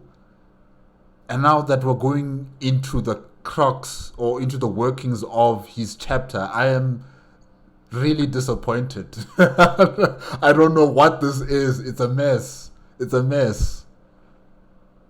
Huh. Would that even work? What if a neophyte, for whatever reason, is rejected by every single initiate nearby? What happens to him then? Perhaps he is sent back to his home planet. What if he already has loads of implants? I do not see how that could be an issue unless the gene seed is already implanted, sir. That's the only part of an Astarte's anatomy that has any semblance of true worth. And what happens if the gene seed has been implanted? Do they desperately attempt to surgically remove it, killing the neophyte? Making a lot of assumptions here. I think you hit it on the nail right there, Emperor. They probably kill the person. They kill the child or the boy. They just kill them just to take out the gene seed. If the neophyte cannot find anyone to teach him, or or any of the initiates are unwilling to teach this specific neophyte, I'm sure they must kill him and take out the gene seed, and they just begin the process all over again to find new neophytes. Yeah. Hey. Why don't you let Helbrecht answer this one? This hypothetical situation does not happen in our chapter, my Emperor, so you do not have to worry. This is not very That is not a sufficient answer, but yeah. reassuring. If it were to happen, it is clear to see that it was the will of the Emperor, you, my Emperor, that said neophyte was not meant to enter the Black Templars. So what do you do with him? If the gene seed has already been implanted, the only thing you can really do is to not waste this precious, limited resources to still keep him around until his progenoid glands have grown new gene seed, then kill him and extract it. Kinda answered your own question there. That sounds like an excellent idea, Emperor. We shall employ this strategy in future instances of this happening. So wait, you haven't been doing this before? So what, do you guys just kill them and that's it? Shoving them into the meat grinder has not been the most peerless of tactics. Even if this occurrence is as infrequent as you make it out to be, I would greatly prefer you not waste significant resources and manpower to prepare an initiate, only to kill him, because he cannot be properly schooled and due to your inept trading hierarchy. Nevertheless, continuing on, when a neophyte has finished his training, he then becomes an initiate himself. Still as confusing as ever. Initiates are organized into Crusader squads, which are the most numerous squads in the chapter. These Crusader squads form the backbone of the fighting companies that are organized within the Black Templar Crusades. So they do use companies after all. Well, sort of. See, each crusade in the Templars' Eternal Crusade is led by a marshal, or alternatively, the High Marshal. That is I. The leader of any given crusade sections his crusade into fighting companies, if it is large enough to warrant splitting up. After this, a Marine out of the Sword Brethren, the Marshal's honor guard, will be elected to the role of Castellan, the leader of the fighting company. So all of their organization is fleeting? Not even their captains are permanent? Neither the Castellans nor the fighting companies are permanent. In fact, their entire organizational structure is incredibly independent and improvised. Marines will fight not out of any form of imposed organization, but strictly out of familiarity and comradeship. It is also worth pointing out that none of these squads have dedicated veteran sergeants, as all warriors who excel in combat are elevated to the rank of Sword Brethren, serving with their Marshal, or High Marshal. Allowing any force, especially one as huge as the Templars, to organize themselves is a mistake, about as huge as the giant frilly pom-pom Magnus has hanging from his head. The chances of squad segregating from the rest of their forces not only likely, it is an inevitability. By allowing these Marines, without a veteran to keep them in line, mind you, to form squads exclusively with those that they prefer the company of, an isolationist mindset of innate elitism will start festering in their minds. And the Codex Astartes is still not practical in this types of situations? Huh, Emperor? I think it's needed in this chapter. I think we need the Codex Astartes in this chapter too. No. This will eventually lead to them seeing their fellow Black Templars as lesser merely for existing outside of their self-ordained group of best Marines. Are you sure you're not getting overly worried about a problem that isn't as recurrent as you might expect? Definitely not. You are underestimating the intrinsic self-interest in all of mankind. No one is beyond it, no matter the amount of psycho-indoctrination. A rather pessimistic point of view even I would hesitate to subscribe to, it has to be said. But, actually, I have another question. Something unrelated to the organization of the Templars, finally. Seeing as how the Black Templars look at psychers and see mutants undeserving of life, how do the Templars do basic things like travel through space or send astropathic messages? Both are ridiculously important to the Templar way of warfare, seeing as they are both fleet-based and spread out all across the galaxy. They must still make use of astropaths and navigators, yes? No chapter in the galaxy could function without these psychers, especially not the Black Templars. Allow me to explain! Yes, the Black Templars are unfortunately cursed in having to deal with these abhorrent psychers for all eternity. But the psychers we do make use of are exclusively those serving non-combat roles, as to distance all our warriors from the taint of the warp. Those psychers that are allowed to serve us must have repented for the strain their existence causes on humanity, and must have been sanctified by those imperial organizations dedicated to such vile tasks. How would you expect to cleanse the adolphinable taint of mutation from all of mankind when you allow mutants to work under your very willies? We figured we would kill them last. What great planning. I suppose you could decommission yourselves straight after, considering the general consensus amongst certain organizations is that Space Marines, too, are undesired mutants and strains on human society. Exactly. Wouldn't be the first time you've given such an order, sir. Could you stop chiming in with your passive-aggressive quips already?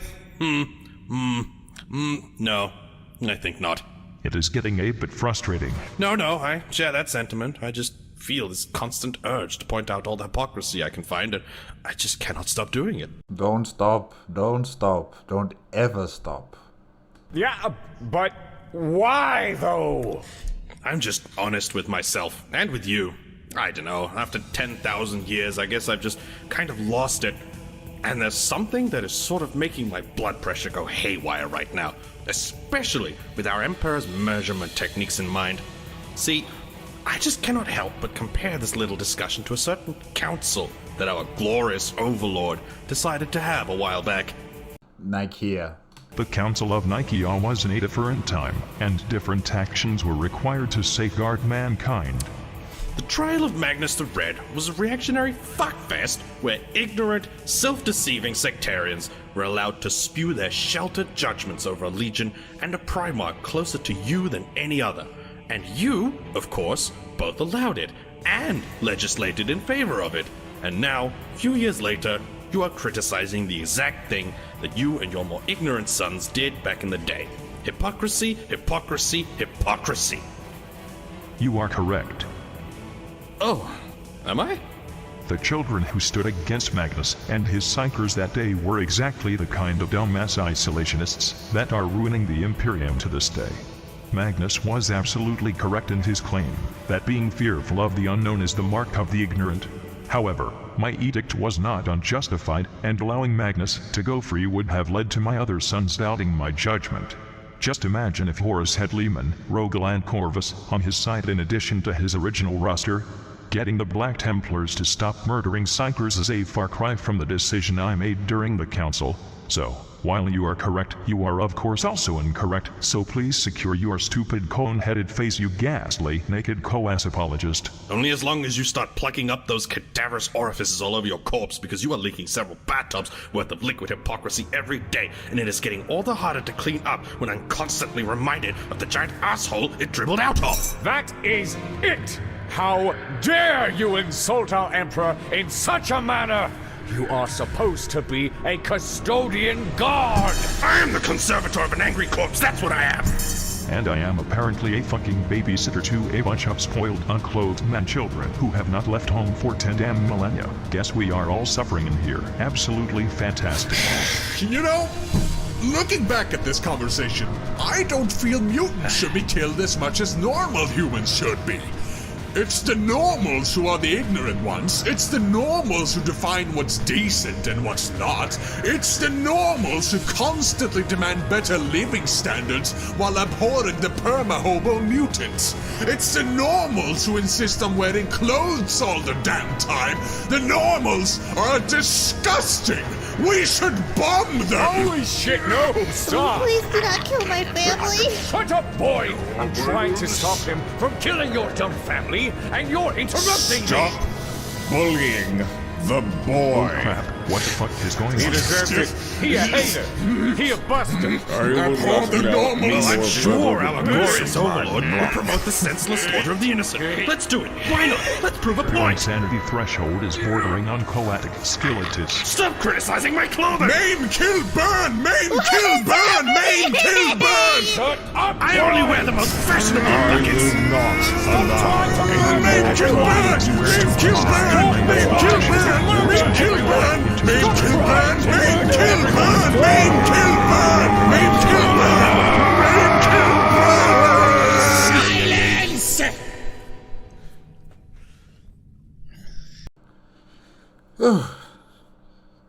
Yeah. I even forgot my train of thought. I was going to say something about what the emperor, when he tried to defend his decision in the Edict of Nicaea, but I can't remember it now. I'm sorry, guys. Yeah, I'm sorry. If I remember it, I will talk about it. But yeah, I understand now. I understand what you are trying to teach me. So please stop yelling! Not exactly the intent, but go on. I see now the folly of our ways. I have been blinded by my hatred that I am not seeing clearly. As you have demonstrated, the hatred in one's soul cannot be allowed to fester like it has. It must be exercised, culled, and tempered before it is unleashed. We must not allow ourselves to act rash nor assume the worst, for that path leads to dark places and loud screaming! Yes, exactly. Precisely what we meant. Yes, of course. Very good. Yeah, I don't want to kill no normals. Thank you, my Emperor. Please tell me what you wish of us, and I shall return to my chapter and spread your word. An excellent suggestion. My primary demand is that you stop fucking around with overt fanaticism, get yourselves organized more properly, and do not subscribe to this insanity-driven martyrdom garbage that the ecclesiarchy has been peddling. In addition, I actually came up with an idea. It isn't a council, is it? I wish to send a few, well, let's call them Transfer Brothers, over to your chapter. Transfer Brothers? What does this entail, my glorious overlord? Could someone bust open a chart of all recorded mutant phenotypes in the galaxy? Certainly. Here you go, my Emperor. Alright, so, these Transfer Brothers will be sent over to serve in your chapter and learn of your ways, while you learn to utilize these new brothers to the best of your chapter's abilities. Understood. So, who are these Transfer Brothers to be? I would like to send over a few Space Marine librarians. What? Why are you screaming? Librarian! Understood, my Emperor. I am sorry, please carry on. I would also like to send over a few Sanction Psychers to act in battle roles. Battle Psychers! Are you going to keep screaming for each new Transfer Brother I bring up? I am sorry, my Emperor, but why? It is extremely rare and unconventional for Space Marine chapters to use normal humans in battle roles, especially Psychers. Good thing you are already using the Codex Astartes as nothing short of toilet paper then. Continuing on, I would I'm telling you, the Black Templars are just going to kill them on sight. They're going to kill them on sight. The High Marshal is going to try and convince his Astartes brothers on these new changes, but I don't think it's going to be that simple. They're probably just going to kill them on sight as soon as they, touch the Eternal Crusade. I'm telling you, they're going to kill them all. also like to send a few Imperial citizens with inquisitive minds who are a bit too vocal about their opinions, sort of like breast pads over here. Why? I figured that if there is anything a self-righteous, angry space marine would have problems dealing with, it's people with opinions. Makes sense, I suppose. Good thing you agree for once. Next up, I want to send some ratlings. Shut your fucking face already. You are getting ratlings. They are to be your brothers in arms. Deal with it. But they're so unhygienic! And just for not being able to keep your biases in check for even a minute, I am throwing in an extra mutant, like one of these felons. They look pretty wacky. Never heard of them before. Sounds like some kind of tyrannid. Are they the cat people? Cat people confirmed. Fuck! From now on, I will check up on you and your new transfer brothers every other Voxcast to see if they still live. I will send a few of my custodians with you to act as my eyes and ears, so I will know exactly how well you treat your new brothers. Very well, my Emperor.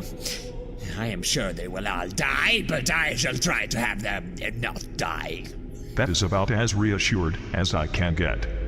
Now, before I send you back to the giant obsidian space container, from which you hail, we shall now go through some questions sent in by the citizens of the Imperium. Oh, yes.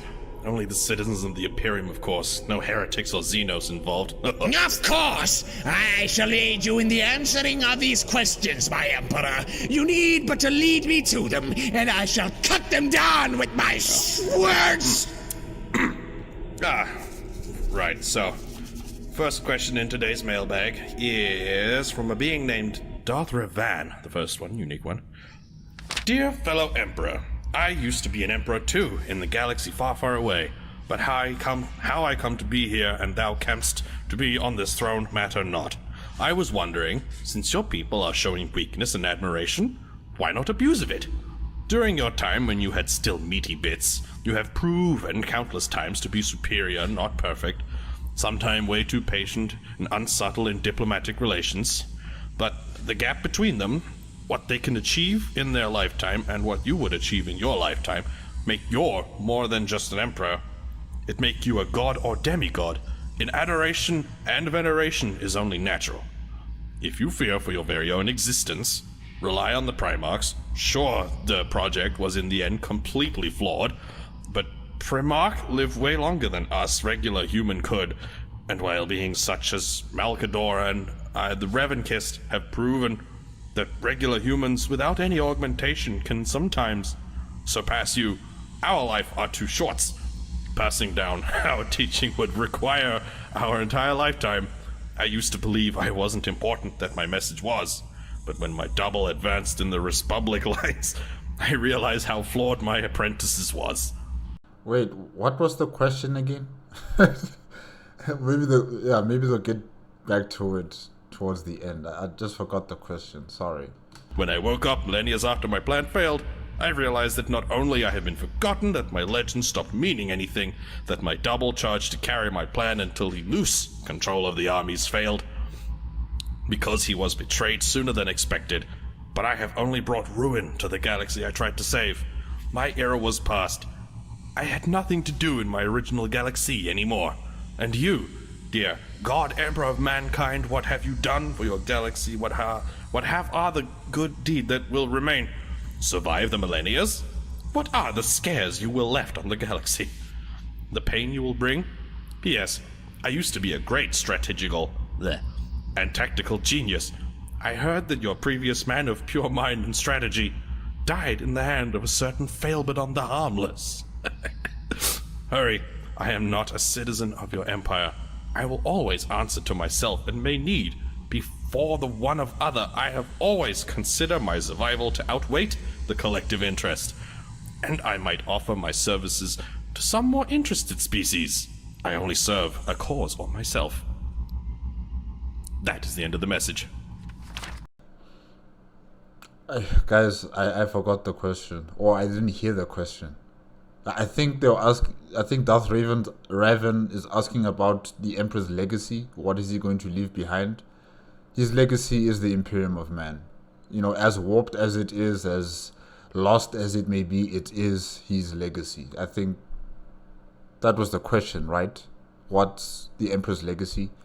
Yeah, I think it's the Imperium of Man.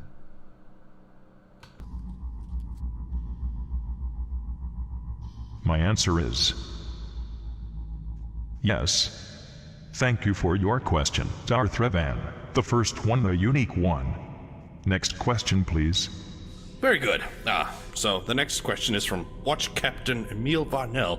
It reads, "To the most magnificent man-emperor of mankind, dear Emperor, I write to you today in the hopes of finding answers to a question that has been burning in the minds of my battle brothers here on Watch Fortress Ediok. Since the end of the Horus Heresy, we of the Death Watch have been maintaining a vigil here in the Jericho Reach, fighting every conceivable form of Xenos threat, traitor Legion member, even threats no other group have ever faced. But I write to you today in the hopes that you know something about the fortress we call our home. Dear Emperor, what is the Omega Vault? It has been here since we first took command of the Watch Fortress. Every Watch Commander from the first, whose name has been lost to us, to our current Commander Morbigail, none of us know its origin or of its purpose. Every time it opens, the vault gives we Death Watch members some ancient tome of knowledge or a weapon, in one case an astropath who sent one single message, then perished. There are only a few locks left, and the forces of the Xenos grow stronger, and so I ask you, our Emperor, what lies within the final chambers of the Omega Vault? Will it help us in what seems to be our darkest hour?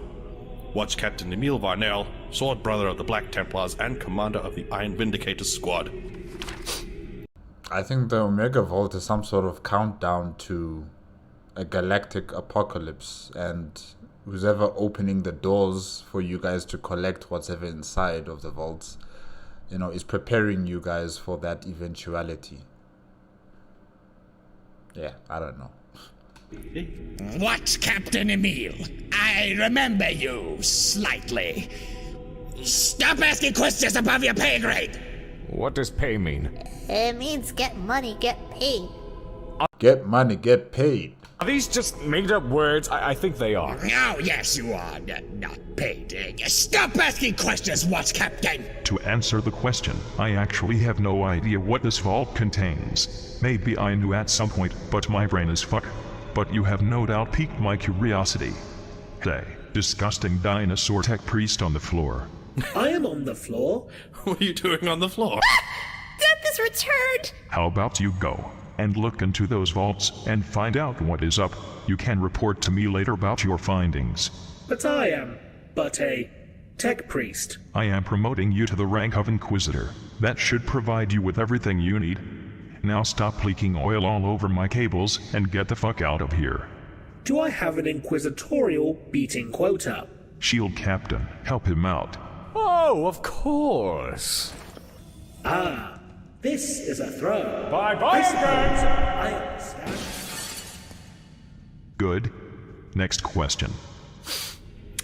Next question is from Nicodemus Horiah Dran, from here on Terra. O manly man-emperor of mankind, my name is Nicodemus Horiah Dran. I work as a scribe here in the Imperial Palace, and have spent several months proofreading thine autobiography. I thought Magnus was the one doing that. Yes. After reading the part explaining your highness's birth, a hypothesis began plaguing my mind. Oh no. In your autobiography, it says yours truly was born as the outcome of hundreds of shamans, or more specifically psychers, committing a mass suicide. Wait, is he saying that he was the outcome of hundreds of shamans? Fucking liar! I think he just misspoke. Also, as the word gets around in the Imperial Palace, I have heard that thine end goal is to help guide and advance the human race, to make it so that all of humanity would consist of equally glorious beings such as thee, my lord. If both are facts, then could it be possible to replicate the aforementioned process? No, next. It would not be too difficult to gather thousands of psychers together and recreate the process which helped thine completion. I think the psychers would need to die for that to happen, and their souls would be sent into the warp, and the warp is not as calm as it used to be, all those years ago when the Emperor was being brought into existence. So I think all those psychers are just going to be consumed by whichever chaos god is close enough to them, or just by regular demons that are that exist in the immaterium. So I think it won't work the same way, maybe, Or maybe there is a way. I don't know. But this is a very interesting question. Very interesting question. Conception. After this, it would be possible to repeat the soul merger about 65 times to create 32 males and 33 females. What? One extra female for you, my lord, or maybe more if you lean that way. Extra. For the love What? Boy, you are not allowed to listen to this. With the group of men and women equal to you, it would be possible to start breeding program. What? Oh no. Holy fucking shit. 32 couples creating 32 families that continue No. procreating and spreading the race of true superhumans.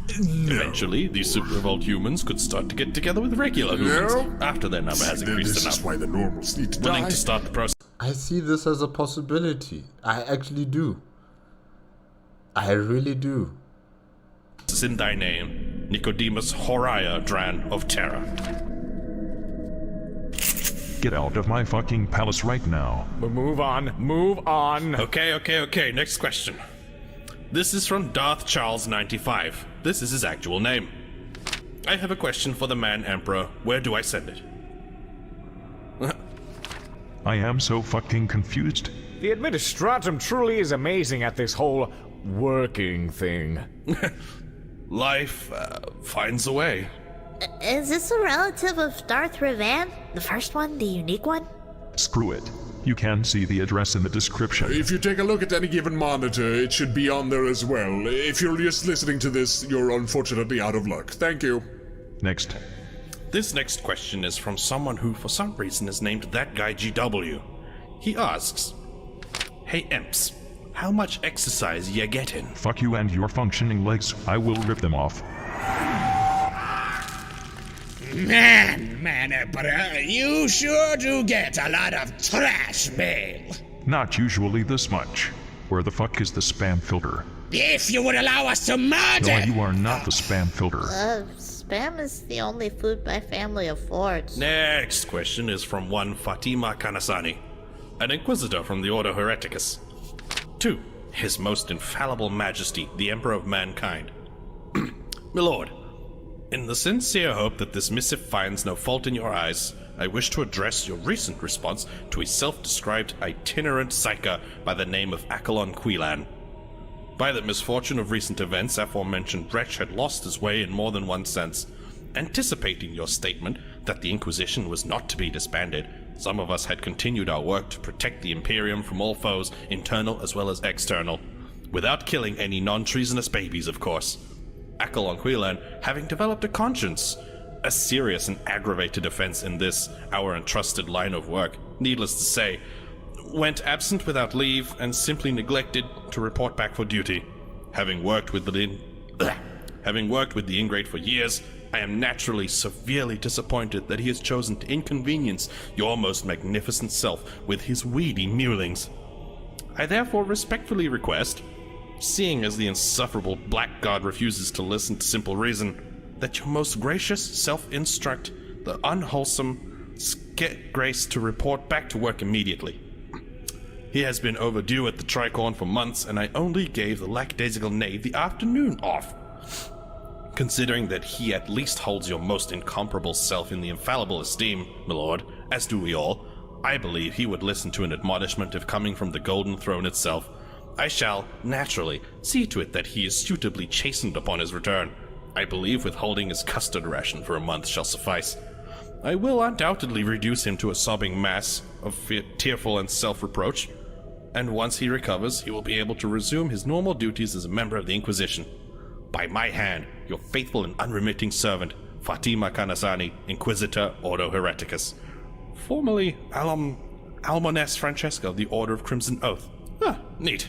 This is a very roundabout way of telling someone to get back to work, but, sure. They, Akalon, get back to work. Good luck on work. Or alternatively, don't get back to work. Your watchdog group is not needed in this Imperium. That's a bit radical.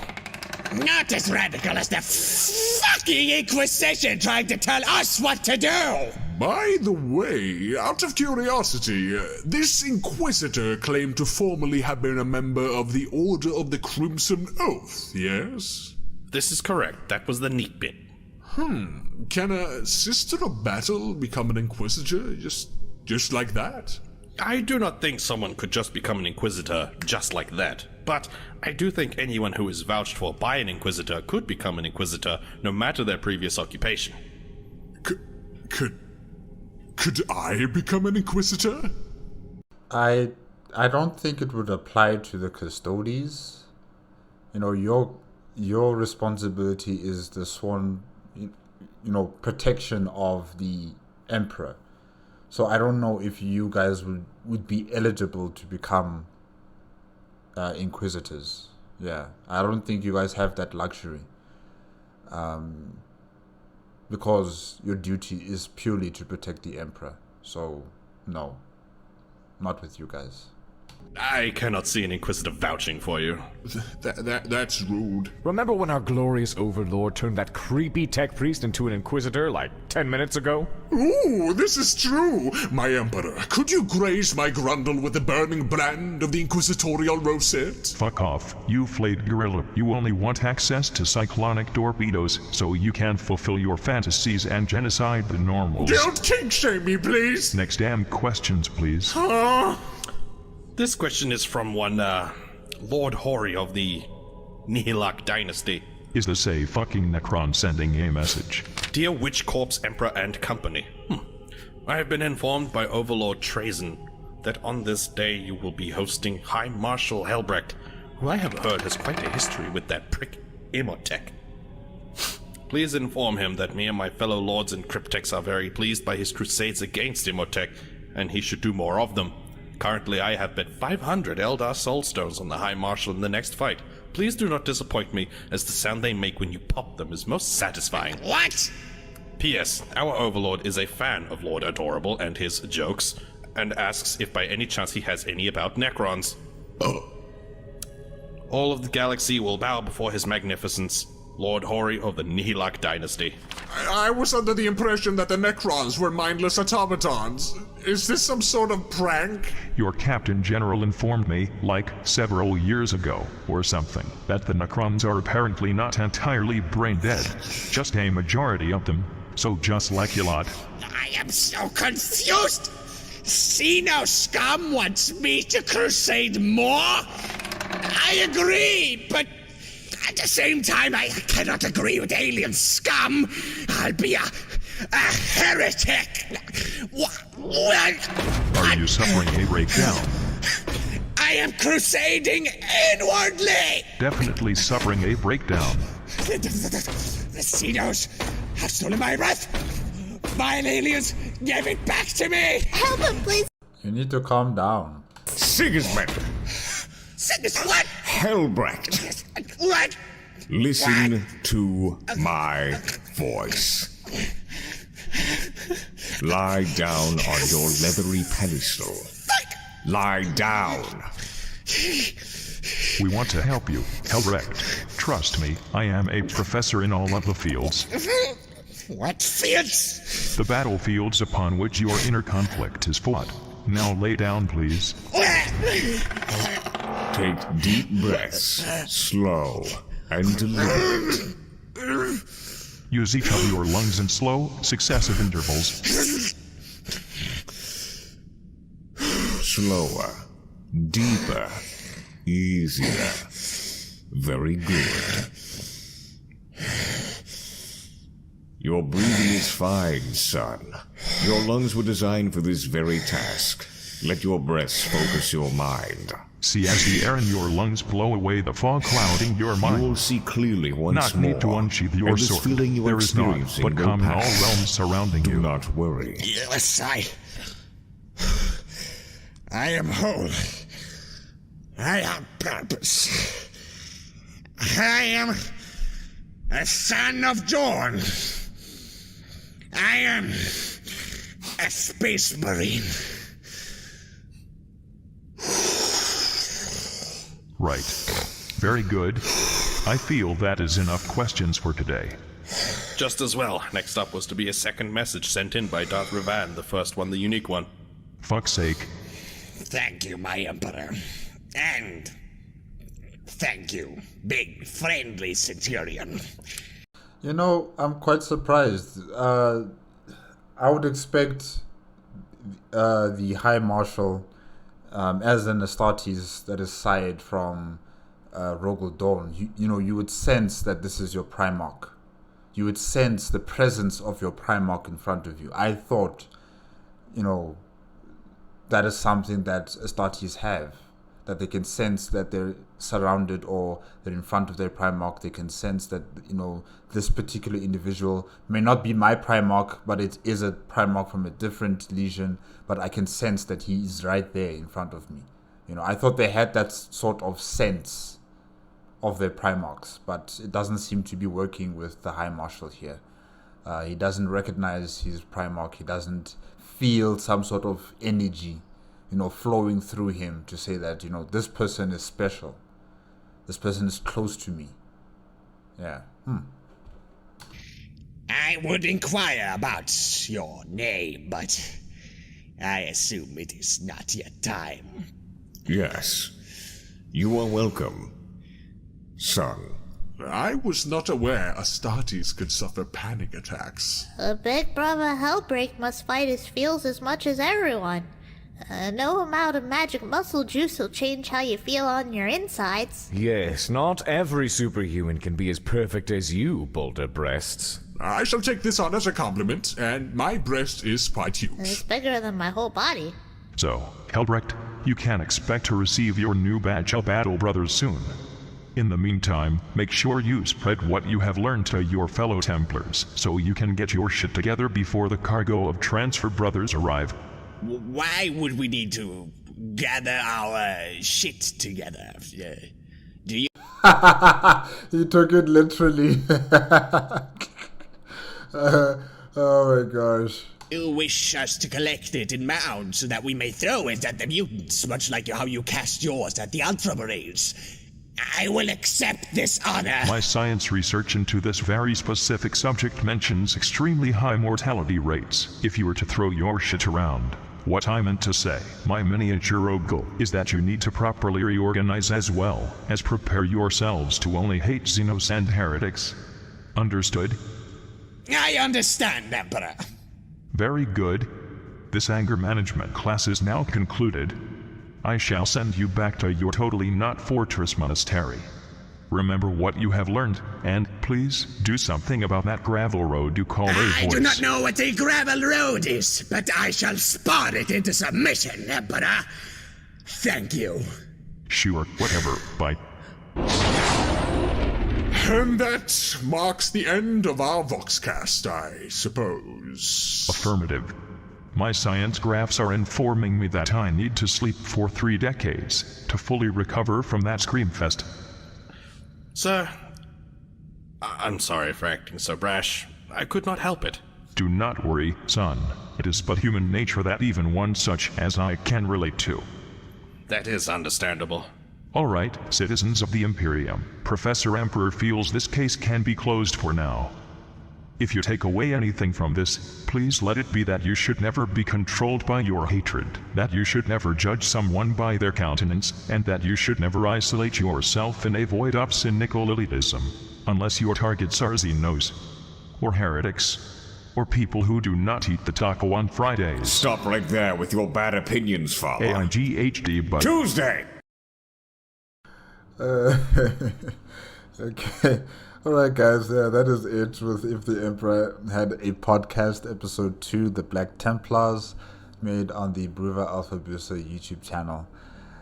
Oh yeah, the Black Templars are a complicated chapter. I don't have the full picture or information in terms of how many there are, how many of these, what are they called again, chapter keeps have they built throughout the galaxy, throughout all the years, It just creates more questions instead of giving more answers. And yeah, High Marshal Helbrecht has got a lot of work to do in terms of, making a proper account on how many of these Black Templars exist, where are they, how many apothecaries and chaplains do they have, and captains, I really need that information. I need it. And the fact that they're also not accounting themselves to the national government, or should I say the Imperium of Man, the High Lords of Terror. The fact that they are not presenting themselves to the human authority is also very concerning to me. Because we can't be having loose cannon chapters out there doing as they please, doing all they want without anyone, bringing them into order. Having an organization that just does as it pleases is a liability to the Imperium of Man instead of an asset. Because now we don't know what's happening with them. They could have splinter organizations within the Black Templars that turn rogue or turn to chaos, and it just becomes a whole mess. We don't know who to trust. We don't know who is really on the side of the Imperium of Man. And thus, this entire mess now needs to be dealt with by the High Lords of Terror and whoever else, by pouring more resources, more people into fighting and combating whatever potential situation that might occur in the Black Templars. And really, it's an issue that needs to be controlled as soon as possible by who's ever in charge of the Imperium of Man currently. I think right now it's Robute Gilliman, right, if I'm not mistaken. So yeah, Robute Gilliman has to bring this chapter into order. They need to be brought into order as soon as possible, I think. What else? Oh yes, their neophyte and initiate recruitment circulation. I don't understand the organizational patterns or organizational structure of the Black Templars, because really it's confusing in terms of the neophytes and the initiates. The initiates are teaching the neophytes, when initiates are supposed to be those who are initiated into the Black Templars. But anyways, somehow, some way they've been able to make it work for them, and it works for their organization, I guess. In terms of their fortress monastery, which is not a fortress monastery, the Eternal Crusader, that's also interesting that they've based their headquarters on a starship instead of a planet or a celestial body in space like an asteroid. That was also quite interesting to hear about. And the fact that they're focusing their attention on Xenothreat, yes, heretics, yes, but also the mutants. I think that part needs to be cancelled out. They need to start focusing more on fighting against the Xenothreat, which are the Tau, especially the Tau. I want them gone.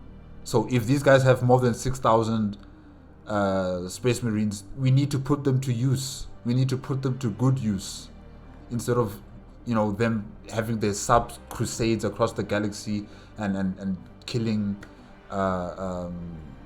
mutants. They should be focusing on getting all of the resources and their military might and heading directly to Tau space and finishing off this problem that we have with the Tau, and also the Orcs and the Necrontyr and the Tyranids. Oh, the Tyranids. There's so many issues, but these guys are focusing on mutants. So much on the mutant problem. To me, that's just a sign of weakness that needs to be corrected. There are far more powerful and dangerous opponents out there that need to be dealt with. And we can't have a chapter that has so much military might, so many Astartes under its banner, just in small little groups and having their sub-crusades across the galaxy. We can't have that. We need to have these people focused on one particular target. And I'm saying it should be the Tau first. Deal with them first. And then we can figure out with all the other Xeno races. That's what I think.